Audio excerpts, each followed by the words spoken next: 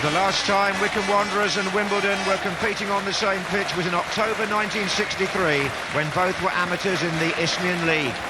The two clubs have come a long way since then, and today they're being watched by a record crowd here at Adams Park, the ground to which Wycombe moved nearly 11 years ago. Dave Carroll, their longest-serving player, can remember the old ground at Lokes Park, and fittingly on a day like this, he can point to 3 Wembley appearances and 3 goals.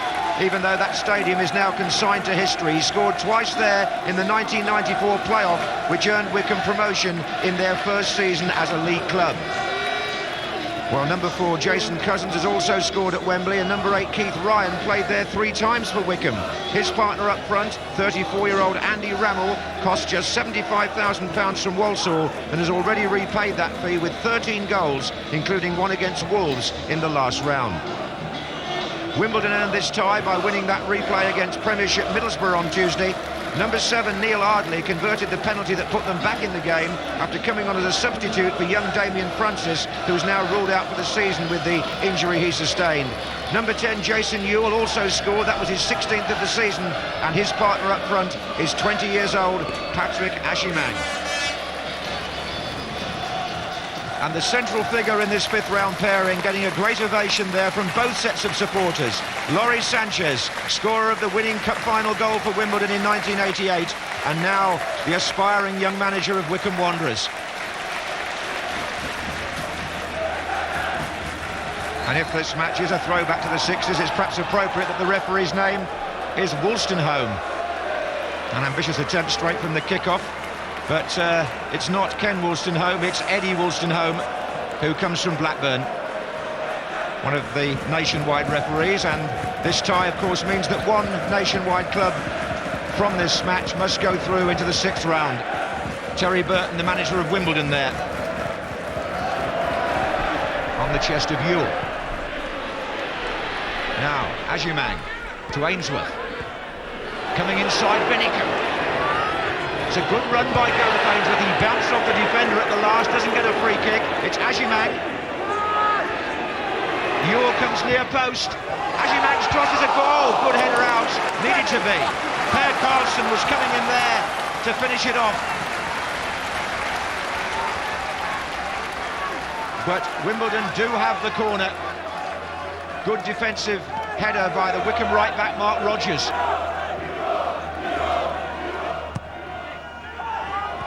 Oh, and Martin Taylor gets a touch. Ainsworth! Oh, and this one's cleared from the line.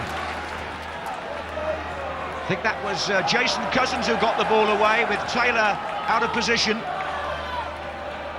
Holloway. Well, it's a good start here by the visitors. And Ardley's giving Wycombe some trouble. Hit that well.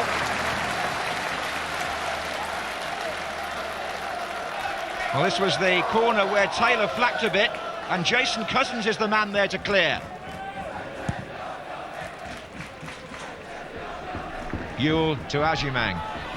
Oh, it's a good turn. He's taking on McCarthy. Good effort. Well, this lad hasn't scored for Wimbledon yet, having made his debut on the opening day of this season. Patrick Ashimang, he's only 20. Another one of the many players that have come through the Wimbledon YTS scheme. And he stretched Martin Taylor there. Rammell to Ryan. Brown is in the centre now for Wycombe. And that is Brown! Well, he's 34 now, Steve Brown, but he's a favourite here at Adams Park, and he gets into good positions, playing as an attacking midfielder. The ball steered in there by Ryan. And Brown arriving at the right moment. Ewell, and that's a good pass. Gareth Ainsworth hanging out wide on the right. Ewell's going down the centre now, the other side of Cousins, and he gets the header in, and Martin Taylor had to be really sharp on his line. That's a terrific header by Jason Ewell. Ainsworth plunks the ball in, but it's a swinging cross, and Ewell gets the power on it himself. Goalkeeper just keeps it out. Ainsworth. And he's been tricked, but the referee's looking to see if there's an advantage here. Oh, well, there were two. Oh, no, McCarthy has reacted with Holloway, and there's trouble. There were two flying tackles, and then McCarthy got involved with Holloway, and Eddie Wolstenholme has to sort something out here. Other players going in to try and calm it down, and McCarthy being restrained by Wycombe's colleagues. Holloway's in trouble as well, and it all came about because two desperate tackles down this right-hand side. And there it is, Holloway and McCarthy squaring up, pushing and shoving. Yellow card, Holloway. Now McCarthy surely must be spoken to as well.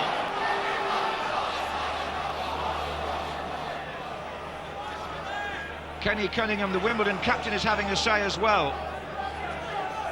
It's yellow as well.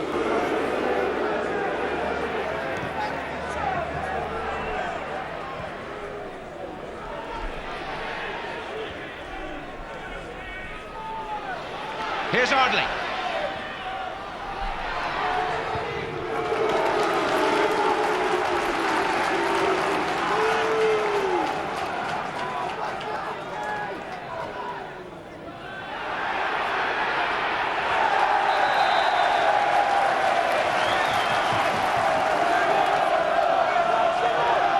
And it's the quick free kick for Wimbledon, and Williams comes in, and it goes off Steve Brown, and that's a corner.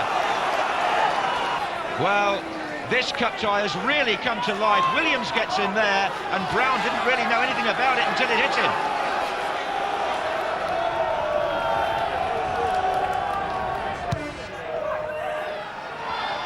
Oh, and there's Williams again, and this time he scored!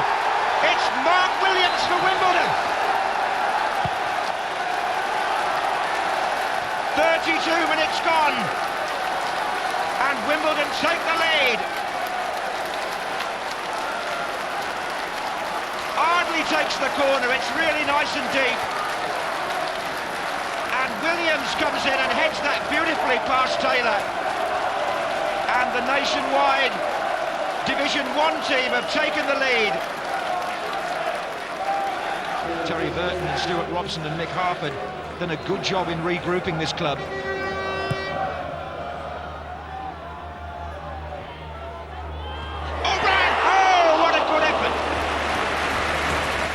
Well, Keith Ryan, who got the last-minute winner at Oxford last week for Wycombe, has always been a good taker of half chances, and he hit that first time with his left foot, well turned aside by Kelvin Davis. Corner to Wycombe. But the delivery didn't service any of the four. Well, this is Ainsworth, he's causing a little concern down this flank for Wycombe, and Jason Ewell in the middle is doing likewise. Carlson to his left, into Ashimang. Oh, and Patrick Ashimang! And it's 2-0 Wimbledon! And the 20-year-old has got his first goal for the club. No wonder the supporters and he are sharing the celebration. Patrick Ashimang took that in an instant. Jason Ewell tucks it in. Ashimang makes the turn and steers that shot wide of Taylor. 44 minutes gone, and that's a really well-taken goal by a 20-year-old who's waited quite a long time to open his account.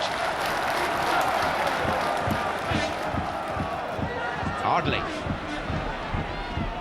trying to thread that ball through.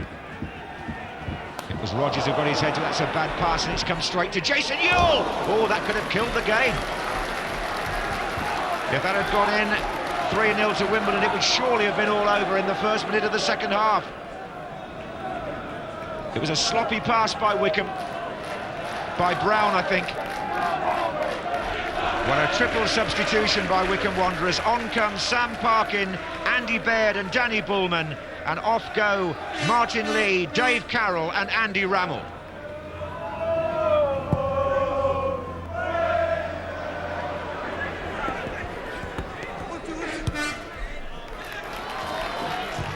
Anderson looks for Ainsworth. That's a pinpoint pass, and Ainsworth really took that in stride, away from Winicombe. Oh, it's Jason Ewell, he's onside here. Gale is far post, won't get it, it's cleared by Rodgers. It's quite unselfish, actually, on the part of Jason Ewell. stopped. Now, was he offside there? Wycombe thought he was. Linesman kept his flag down. Gale perhaps started off a little bit late and couldn't get there in front of Rogers.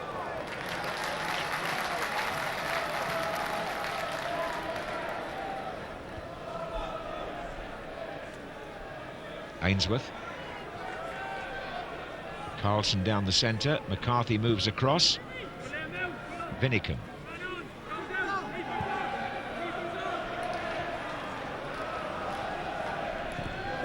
Oh, that's not a very good kick by Kelvin Davis. Has it given Wycombe a little bit of daylight they want? It's Parkin. And Kenny Cunningham covering as Ryan goes in. Simpson!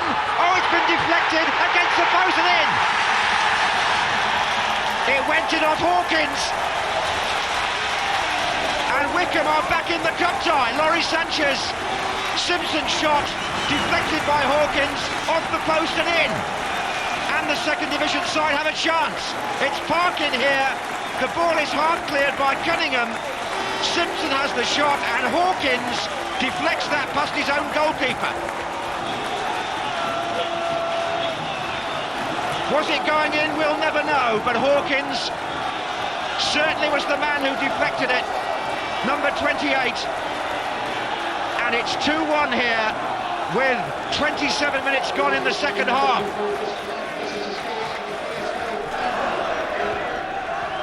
Here's Carlson, Anderson, McCarthy, Parkins off on a run behind Holloway. Oh, he's got the other side of Holloway. Brown's backing him up. Two in the middle, Ryan and Baird. Oh dear, Hawkins. It's going to be an indirect free kick because Hawkins appears to have put, yes, he's given a pass to the goalkeeper, the referee. Poor Hawkins, who deflected in for the goal, has now conceded a free kick 7 yards out, and Wimbledon will have to line up on the goal line. Bullman is trying to fool them a bit, and this is Brown. Oh, what a great block! Kelvin Davis and his defenders. It comes back to Winicombe, and Davis is a minute over here, and Brown and Wycombe have equalised. Amazing stuff, it's Steve Brown! It's 2-2! The free kick didn't work for them, but the follow-up did, and the goal scorer is injured. And Wimbledon's players have gone across to the assistant referee. They think there was an offside, I think, here, but I fancy it came up a Wimbledon defender, which would have put Brown on. The players are over arguing. Jason Ewell is in trouble, I think, for disputing something with the assistant referee, and a yellow card for Ewell for his protest. Laurie Sanchez sees his team come back from 2 goals down.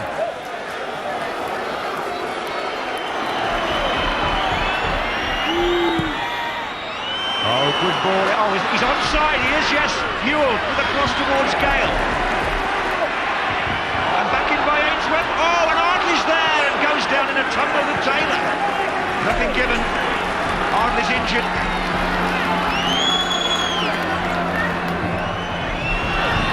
Wimbledon have the ball on the far side. It's Ainsworth. That's a good cross. Marcus Gale. Oh, he could have won it. He could have won it with what might be the last attack. Gale comes in here, but he just glances the header wide.